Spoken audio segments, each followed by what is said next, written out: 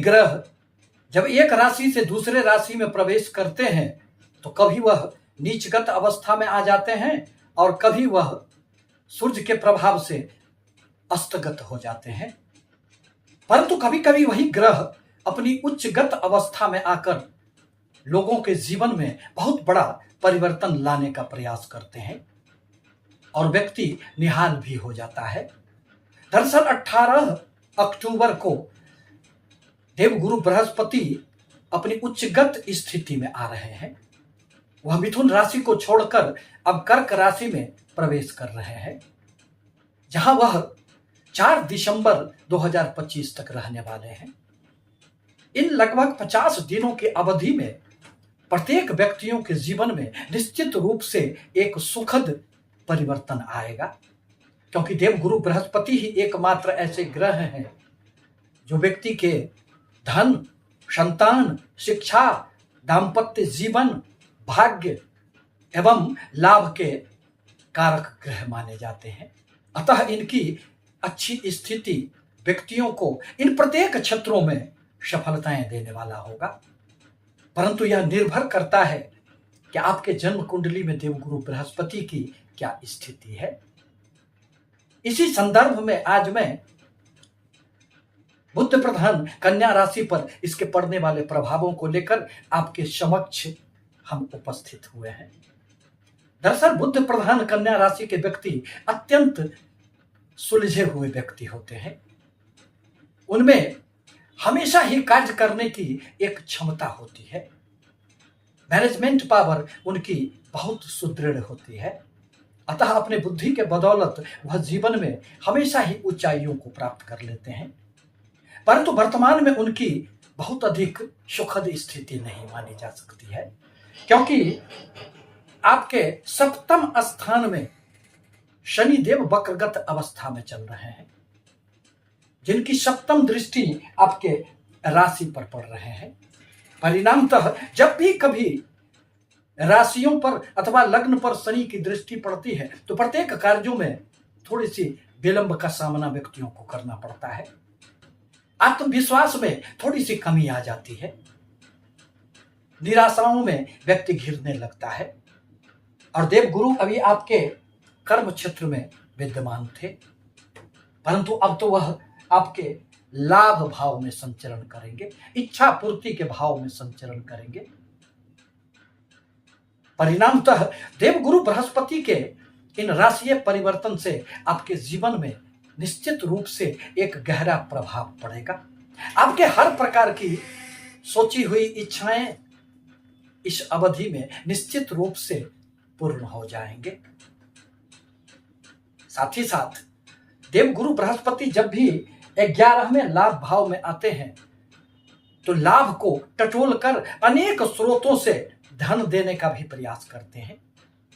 परिणामतः इस अवधि में आपको अपने धन के लिए बहुत अधिक परिश्रम नहीं करना पड़ेगा। आपको अपने बड़े भाई बहनों से भी सहयोग मिलेंगे, आपको मित्रों से भी सहयोग मिलेगा और आपके हर प्रकार के कार्य बनने लगेंगे, क्योंकि देवगुरु बृहस्पति आपके चतुर्थ स्थान जो माता, भूमि, भवन, जनता का स्थान माना जाता है एवं आपके व्यापार भाव के स्वामी है, आपके दाम्पत्य जीवन के स्वामी है। परिणामतः अब आपके दाम्पत्य जीवन में भी जो किसी भी प्रकार की समस्याएं थी वह सुलझ जाएंगे। एक दूसरे के प्रति मन में प्रेम की भावनाएं जागृत होंगी, एक दूसरे को समझने लगेंगे। और कहा भी गया है कि भार्या मित्रं गृहे शुचौ, पत्नी तो घर की मित्र होती है। इस अवधि में आपको अपने माता से भी सहयोग मिलेंगे। माता से संबंधित यदि कोई समस्याएं थी, माता को यदि स्वास्थ्य संबंधित कोई समस्याएं थी तो वह भी इस अवधि में दूर हो जाएंगे। देवगुरु बृहस्पति अपने पंचम दृष्टि से अब आपके पराक्रम के भाव को देखेंगे। यही तो वह भाव है जहां से व्यक्ति अपने जीवन में सफलताओं के लिए प्रयास करता है। यदि आप मास कम्युनिकेशन में हैं, यदि आप खिलाड़ी हैं, तो आपको इस अवधि में खूब सफलताएं प्राप्त होगी। समाज में मान सम्मान, यश, प्रतिष्ठा की भी प्राप्ति होगी।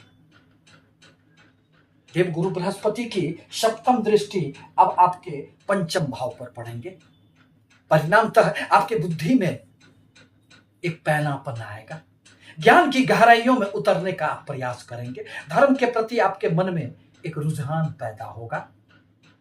छोटी छोटी कुछ यात्राएं होगी जिससे आपका मन बड़ा प्रसन्न रहेगा। शेयर, सट्टे, लॉटरी इत्यादि से भी आपको इस अवधि में आकस्मिक लाभ हो सकते हैं। प्रेमी जनों को भी एक दूसरे को समझने जानने का अवसर प्राप्त होगा। यदि किसी भी प्रकार की संदेह की भावनाएं जागृत हो गई थी तो वह दूर हो जाएंगे, क्योंकि देवगुरु बृहस्पति की दृष्टियों में तो अमृत का वास होता है। संतानों से संबंधित आपको खुशियां प्राप्त होगी। यदि आप छात्र हैं तो उच्च शिक्षा में भी आपको सफलताएं मिलेगी। देवगुरु बृहस्पति की नवम दृष्टि अब वहां पड़ेगी जहां शनिदेव विद्यमान है। अतः व्यापार में आपकी हर प्रकार की योजनाएं अब मूर्त रूप लेने लगेंगे। व्यापार में आगे बढ़ने का आपके हर कदम का यह प्रकृति अब आपका स्वागत करेंगे। हर प्रकार के बिगड़े हुए कार्य बनते चले जाएंगे। साझेदारी के व्यापार में भी अब आपको सफलताएं मिलेगी। दाम्पत्य जीवन में पुनः खुशियां लौट आएगी, क्योंकि यहां तो देवगुरु बृहस्पति की ही राशि है। अतः उच्चगत स्थिति में देवगुरु बृहस्पति अपने इस राशि को अत्यधिक बलवान बना देंगे। परिणामतः दैनिक व्यापार में भी आपको खूब लाभ होंगे। इस प्रकार कहा जा सकता है कि जीवन में जो थोड़ी बहुत एक समस्याएं आ गई थी, बढ़ते कदम में जो एक रुकावट सा प्रतीत होने लगा था, जो मन में एक थोड़ी सी उदासीनता का भाव जागृत हो गया था, अब पुनः आप अपने जीवन में, अपने पारिवारिक जीवन में लौटने का प्रयास करेंगे और अपने धन के बदौलत अत्यधिक आगे बढ़ चलेंगे। आपसे पुनः निवेदन है कि हमारी बातें यदि आपको अच्छी लगी हो तो हमारे चैनल को लाइक एवं सब्सक्राइब करें। धन्यवाद।